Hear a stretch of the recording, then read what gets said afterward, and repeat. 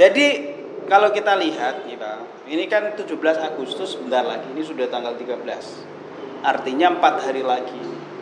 Dan kemarin seperti yang kita tahu, pemerintah itu menyewa mobil-mobil Avanza, Bang. Alphard ya, sorry ya. Alphard. Ya sorry. Alphard Avanza mahal 1 miliar. Avanza mah ya Allah. Alphard, Bang. Sewa kemana? Sewa ke IKN lah. Maksudnya? Buat persiapan. Rental gitu? Yes. Untuk dibawa ke IKN? Untuk dibawa ke IKN. Terus kemudian menteri-menteri udah di sana hari ini. Dan konon kabarnya nanti akan ada upacara 17 Agustusan di sana. Dan tentunya ini kan biayanya nggak murah, Bang. Biaya untuk upacara ini kita lihat nanti hasil biayanya berapa lah ya untuk IKN. Menurut Abang penting nggak sih? Atau pandangan Abang seperti apa atas dalam tanda kutip ini memaksakan diri nggak nih Pak Jokowi ini untuk upacara di sana, Bang? Iya. Tetap tinjauan saya hak dan batil. Dua lagi. Ya, gimana tuh? Yang pertama, dalam pengertian hak harus ukurannya hukum. Oke. Karena hukum itu nilainya benar atau salah. Ya. Benar atau salah, itu pasti hukum menjadi parameter. Oke. Nah, secara hukum, ibu kota Indonesia yang tadinya Jakarta, memang oleh undang-undangnya sudah dinyatakan pindah ke IKN di Penajam, gitu, Kalimantan Timur. Namun perpindahannya itu harus ada SK. Iya, SK-nya belum ada kan, Bang? Belum ada, ya. Surat Kepres, ya. Surat keputusan Presiden. Sampai hari ini belum ditandatangan oleh Jokowi. Maka secara ilmu hukum, Indonesia hari ini tidak punya ibu kota. Itu dong logika. Hari ini tidak punya ibu kota. Tidak punya. Udah pindah dari Jakarta. Oh iya, Jakarta jadi DKJ ya. Dari DKJ. Daerah khusus Jakarta doang, iya. bukan ibu kota ya. Sementara di Penajam belum di SK-kan. Itu kan legalitas namanya. Nah, dalam hukum pidana pasal 1 ayat 1 tentang azas legalitas ini nggak bisa dikerjakan. Karena apa? Nggak bisa dipidana kalau ada apa-apa, karena nggak ada hukum yang ngaturnya. Hukum itu harus jelas, tegas, terukur, pasti, kaku, rigid. Itu hukum. Kok sekarang bisa kayak gini sih, Bang? Ya, nggak jelas, nggak rigid, nggak kaku, tutur nih sekarang nih, Bang. Karena hukum bisa dijual belikan. Nah, itu dia. Terus, saya ngerti secara politik, bukan hukum. Oke. Ini digantung supaya Prabowo dipegang ekornya. Oke. Gue nggak mau tanda tangan ini kalau lo nggak ikutin skenario gue. Bisa begitu. Kan Prabowo nggak mungkin nggak dilantik. Jadi saya curiga Jokowi punya skenario bisa menggagalkan pelantikan Prabowo. Wow, ini analisis dugaan dong. Oh iya. Dugaan kan boleh, tindakannya politik. Oke. Tapi dengan penuh kecerdasan, bukan kumaha aing gitu. Caranya gimana, Bang? Ya caranya dengan tidak ditandatangani Kepres ini, tapi telah terjadi 17 Agustus di sana, itu hari perayaan 17 yang liar, tidak bersifat kenegaraan. Liar, Bang. Liar dong. Kan nggak ada dasar hukumnya. Karena proklamasi di Jakarta dan harus dirayakannya di ibu kota. Ibu kota itu tempat kota pemerintahan, jangan lupa itu. Hukum administrasi negara di situ. Nah, kalau dipindah ke Penajam yang belum di SK-kan, maka hukumnya liar, nggak ada. Negara mana itu? Ibu kotanya mana itu? Apalagi infrastruktur lainnya belum siap kan. Betul. Dan saya lihat juga gedungnya serem banget tuh, kayak model setan itu loh. Allah. Ada tanduknya itu. Kalau kata orang-orang kayak kelelawar malah Bang, kata orang-orang ya. Berarti istana kampret. Wow, kurang tahu dah itu. Nggak tahu ya. Aduh, nah itulah. Ini kan analisis. Nah, itu analisis dan kalau dugaan saya ya, Bang, ya. kalau saya nggak benar, luruskan. Bagaimana caranya? Ya buat aja kepres. Iya. Supaya sah. Jangan gantung-gantung Prabowo, kasihan Prabowo. Saya berpihak dalam hal ini, mau suka atau tidak, Prabowo hari ini oleh KPU, oleh Mahkamah Konstitusi resmi dinyatakan pemenang Pilpres. Oh.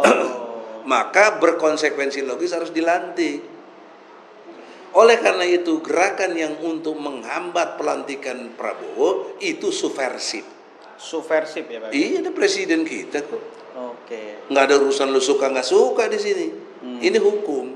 Jadi perayaan di sana itu melanggar hukum atau liar atau gimana kesimpulannya Bang? Kalau liar jadi melanggar hukum. Oh, gitu ya. Karena melanggar hukum dia jadi liar. Gitu, brother. Oke. Ini ilmu mantik namanya. Oke. Logik, nggak bisa dibantah. Mau bantah ya bantah pakai fakta dong. Oke. Kalau kemudian Abang menyimpulkan secara analisis tadi ini liar dan melanggar hukum atau keduanya lah. Iya. Maka berikutnya apa ini yang harus dilakukan atau yang ya minimal pakar-pakar hukum yang ngerti lah. Nah, kalau menurut saya Nah, apa tuh? sangat efektif dan urgent. Oke. Tanggal 16 Agustus kan Jokowi harus bicara atas nama negara karena dia kepala negara sekaligus kepala pemerintahan. Tapi jangan seremonial. Saja harus diusulkan oleh MPR DPR. Tanggal 16 Agustus pidato Jokowi adalah berupa pertanggungjawaban presiden. Itu efektif, cepat, nggak pakai demonstrasi, nggak pakai dorong-dorong, nggak pakai.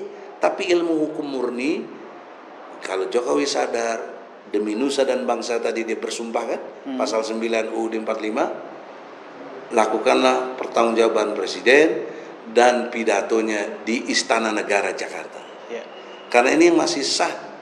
Karena belum ada hukum yang mengaturnya kemudian, maka berlakulah yang lama yang masih eksis bahwa Jakarta ibu kota Indonesia, bukan di Penajam. Itu ilmu hukum. Oke.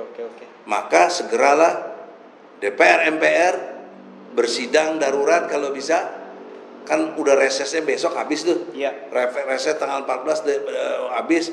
DPR bersidanglah segera meminta Jokowi pidatonya jangan di IKN tapi di Istana Negara sini dan berupa pertanggungjawaban presiden. Bukan nangis-nangis minta maaf. Iya, tanggal 1 kemarin nangis-nangis, Bang. Itu mah nanti aja lebaran gitu loh. Lo kalau giliran begini dibawa ke politik. Allah ya Rabbi. Nanti politik identitas itu semua. Udahlah lebaran tuh kok nangis-nangis boleh. Ya, tobat nanti lebaran. Kalau pertanggungjawaban itu kebijakan. Kebijakan Jokowi sampai pindah IKN dan lain sebagainya, banyak sekali kebijakan dia itu. Sampai tadi soal kondom juga, kok tanggung jawab tanggal 16 Agustus. Itu baru top, efektif, nggak melanggar hukum dan efisien. Oke. Kalau nggak pakai lagi Alphard sampai ke sana, dengan rek naon cak Sundama, aduh rek naon. Ya kalau kita lihat historis dan apa yang sudah dilakukan selama ini DPR cicing-cicing wae aja itu Bang. Gimana nih? Contohnya Bang gugat ijazah palsu ke DPR nggak ada yang nemuin. Bukan itu, Bang Jalur nemuin kita diusir. Makanya itu. Terus gimana Bang ini Bang? Rakyat gimana gitu loh Bang? Makanya dugaan saya, terutama ketua DPR nih. Iya, Pupuan ya. Pupuan yang terhormat, yang lemah gemulai, ya kan? Anda diduga tersandera.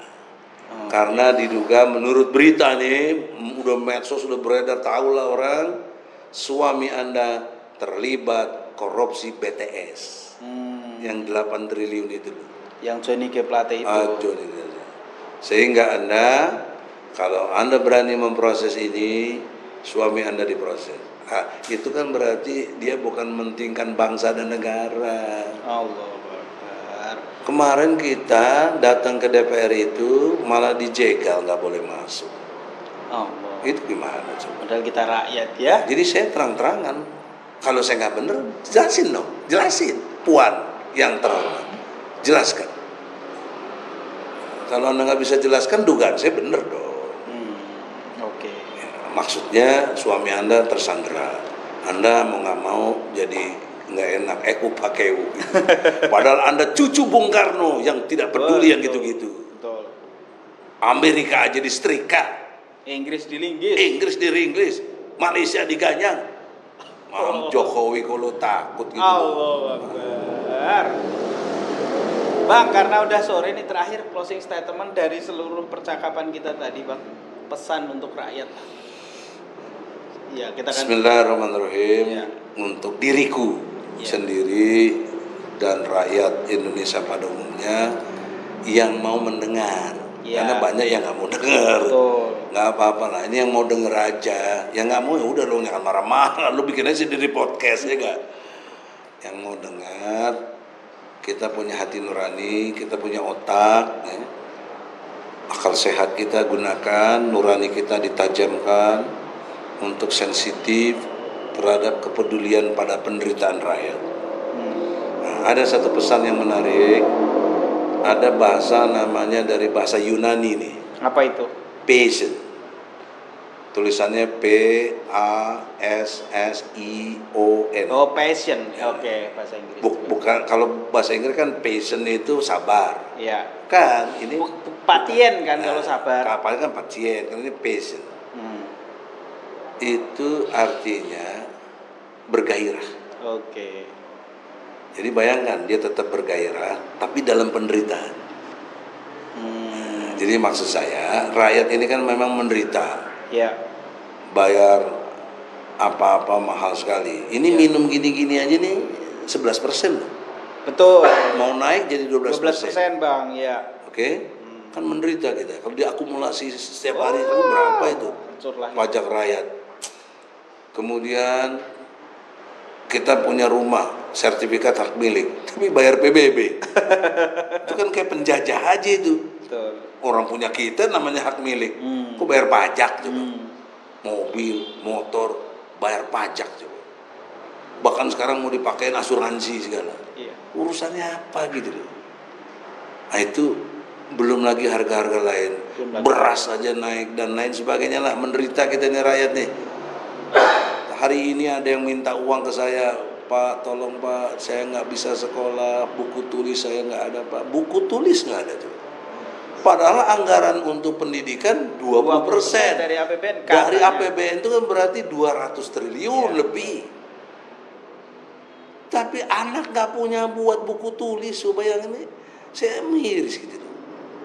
Ya Allah, kalau semuanya minta kan nggak sanggup juga. Saya juga dari mana? Saya punya rezeki juga terbatas. Allah belum kasih yang rezeki yang tanpa kalkulator gitu. Allah. Ada ayatnya Ali Imran 27. Iya. Min haitsu la yahtasib ya. Enggak ada 27 yang Allah akan beri rezeki kepada siapa yang dikehendaki tanpa hitungan. Tanpa hisab gitu. Iya. Nah, saya belum dikasih yang banyak itu. Jadi bantunya separuhnya aja lah, apa-apa gitu ya. Oke, terus Yang terakhir, rakyat gunakanlah passion ini. Rasa penderitaan yang Anda alami, saya juga alami, susah. Sebagai advokat nih, susah banget dapat klien. Kalaupun dapat klien, ada perintah dari oknum yang saya dengar. Kalau Egy yang nanganin jadi lawyernya, harus dikalahkan. Putusannya harus dikalahkan. Allah. Udah ada stereotip begitu. Jadi lagi rindu klien saya. Allah. Tapi itulah penderitaan. Iya. Saya harus kuat gitu. Harus sabar, tetap bergairah, semangat berjihad fisabilillah. Itulah rakyat. Insya Allah Allah datangkan 3 hal. Kalau Anda passionnya terjadi. 1, pahala yang besar. karena kita banyak membuat kebaikan-kebaikan. Ya. 2, Anda tidak pernah takut pada siapapun. Ya. 3, Anda tidak bersedih hati. Oke. Dalil saya Al-Baqarah 112. Baca penutupnya. Ini pesan buat saya kan. Al-Baqarah 112. Jadi kita baik Quran, bukan baik logika semata. Oke. Harus cerdas kita. Jadi nggak bakal menyimpang gitu, Bos. Siap. Ente nggak usah ikut Egi, ikut Quran. Allah. Bala man a'udzu billahi minasyaitonir rajim. Bala man aslama wajhahu lillahi wa huwa muhsinu falahu ajruhu 'inda rabbih wala khaufun 'alaihim wala hum yahzanun. 112 ya. Dan mereka Yahudi dan Nasrani berkata, tidak akan masuk surga kecuali orang-orang 112 Al-Baqarah. Oh, sorry. Tidak barang siapa menyerahkan diri sepenuhnya kepada Allah dan dia berbuat baik, dia mendapat pahala di sisi Tuhannya. 1. Dan tidak ada rasa takut pada 2. mereka dan mereka tidak bersedih hati. 3. Nah, itu. Oke. Tapi harus patient. Oke. Clear? Assalamualaikum warahmatullahi wabarakatuh. Waalaikumsalam warahmatullahi wabarakatuh. Terima kasih yang sudah menonton. Wassalamualaikum warahmatullahi wabarakatuh.